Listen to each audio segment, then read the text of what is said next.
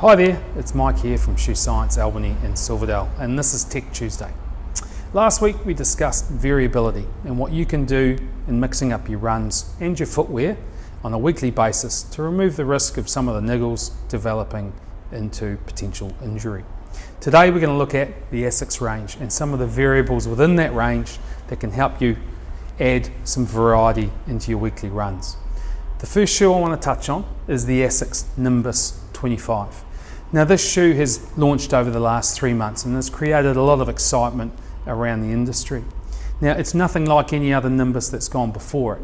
You'll see there's no visible gel any longer on the outside of the heel. It does still have gel under the heel. It's a new pure gel technology which is a lot softer than its predecessor. Fundamentally though, the shoe has been lifted in stack off the ground, lowered slightly and offset, which has allowed ASICS to spring the forefoot up a little bit more aggressively than in the past, but more importantly, stiffen the shoe to give it a far more dynamic transition from heel strike through toe off. It's lighter than it's ever been before with a higher rate of comfort and cushioning, and a lot of that comes also from the stretch mesh and adaptive upper. So on those big, long, easy runs, when the foot is swelling a lot more, you're less likely to get hot spots and pressure with the fit of the shoe. Another shoe we want to talk about today is the Nova Blast. Now this also comes with the same flight foam blast technology through the midsole, but the foam itself is slightly firmer and stiffer. It's lighter, giving it that slightly more snappy and dynamic feel across the ground. You won't get the same cushioning rate as you will from Nimbus, but the entire shoe is lighter with a much firmer fit to really lock you down on that more stable platform in a way.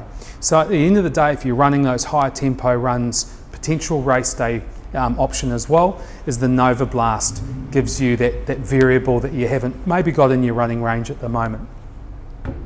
Another shoe which is new to ASICS this year and is really exciting is the Super Blast. It has a silhouette that's quite familiar with other shoes out on the market with that more maximal look to it. Now the Super Blast has great cushioning for those long runs, but with the new Flight Foam Turbo Foam, it's a very light and very firm stiff foam through the forefoot. So it gives you that transition that you're unlikely to get with other maximal shoes on the market.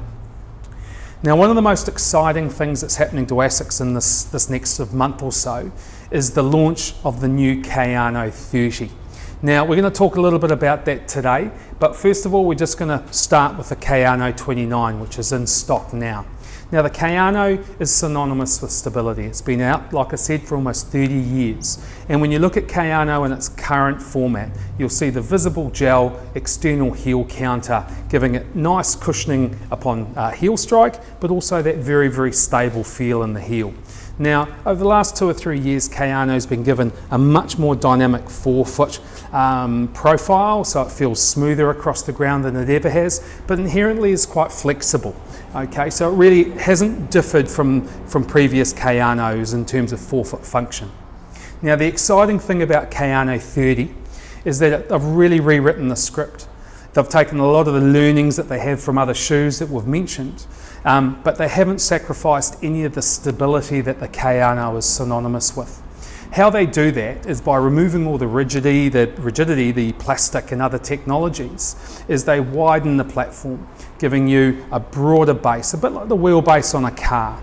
That helps spread pressure as well, so it gives you a feeling of better shock dispersion.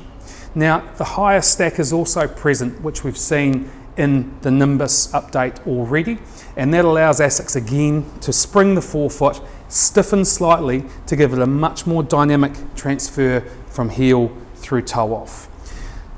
In terms of balance, this is extremely exciting. If we think about stability shoes of the past, because they're designed or have been designed to be a lot stiffer and more aggressive on the foot, they have at times compromised comfort, and that's no longer the case with this Kayano. This Kayano is hugely exciting in terms of improving transition across the ground. It's lighter than it's ever been and it's softer than it's ever been. So as a balance of running shoe, we're hugely excited for the launch of this in July.